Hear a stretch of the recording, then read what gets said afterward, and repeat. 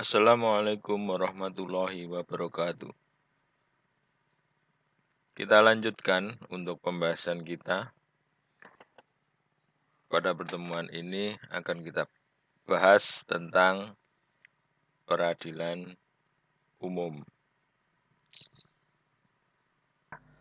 Peradilan umum di sini kalau dilihat dari peraturan perundang-undangan yang mengatur, itu ada Undang-Undang 2 tahun 1986.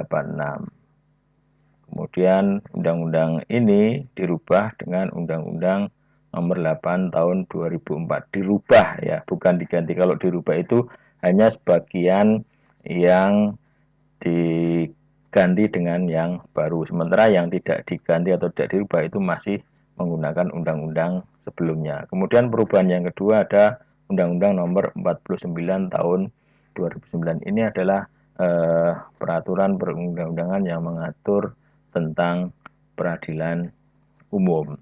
Nah, mengenai jenis pengadilan yang ada di lingkungan peradilan umum, itu nanti ada dua, yaitu ada pengadilan negeri dan ada pengadilan tinggi. Masing-masing ya, untuk pengadilan negeri kedudukannya ada di kabupaten atau kota. Jadi setiap kabupaten atau kota yang ada di Indonesia ini pasti ada pengadilan negeri.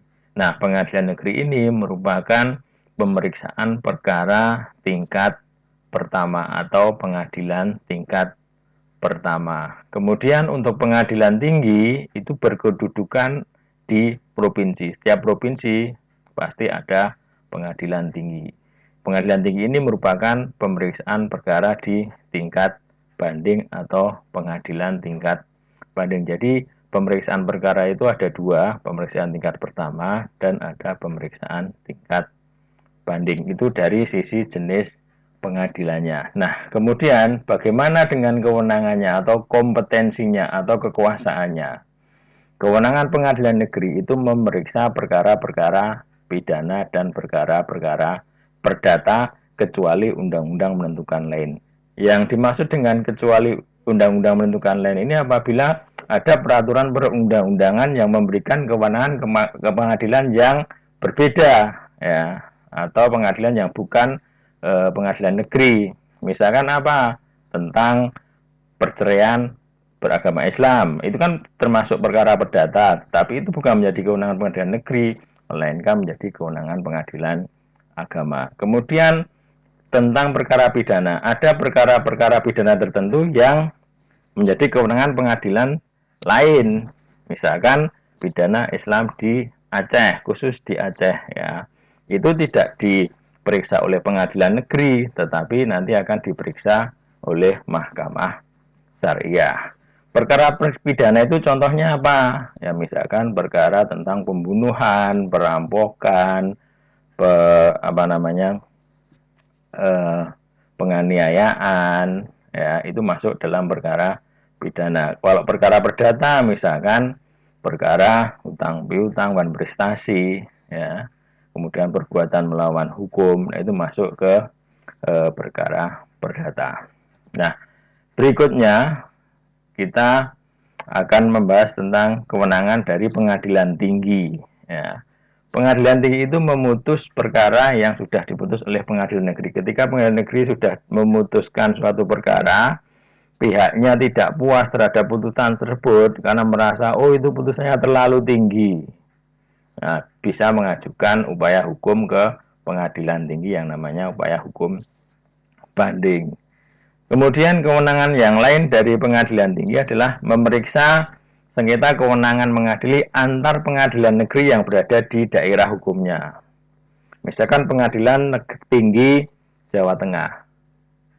Itu kan membawahi beberapa pengadilan negeri di setiap kabupaten atau kota yang ada di wilayah Jawa Tengah. Misalkan ada perkara yang sama, pihaknya yang sama, itu diadili oleh Pengadilan Negeri Selawi. Kemudian ada juga diadili oleh Pengadilan Negeri Surakarta. Nah, ini ada ya.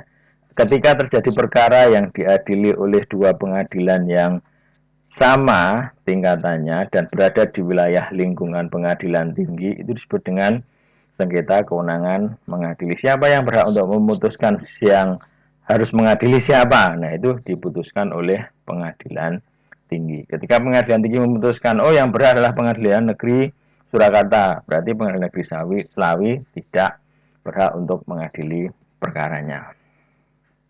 Nah, setelah berbicara tentang kewenangan, nah kita akan bicarakan tentang pengadilan khusus yang ada di lingkungan peradilan umum. Jadi pengadilan khusus itu pengadilan khusus, tata caranya khusus, perkara-perkaranya juga khusus, tetapi masih di dalam lingkungan peradilan umum. Contohnya apa? Pengadilan anak. Ini untuk memeriksa perkara-perkara pidana yang pelakunya itu adalah anak. Kemudian pengadilan niaga ini berkaitan dengan kepailitan atau berkaitan dengan penundaan pembayaran hutang. Kemudian pengadilan tipikor, ini pengadilan khusus untuk tindak pidana korupsi.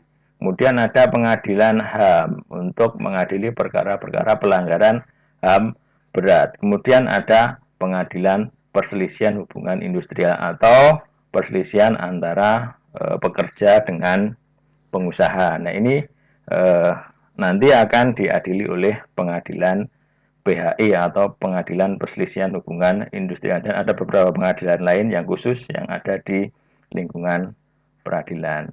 Oke, saya kira untuk peradilan umum cukup. Terima kasih. Wassalamualaikum warahmatullahi wabarakatuh.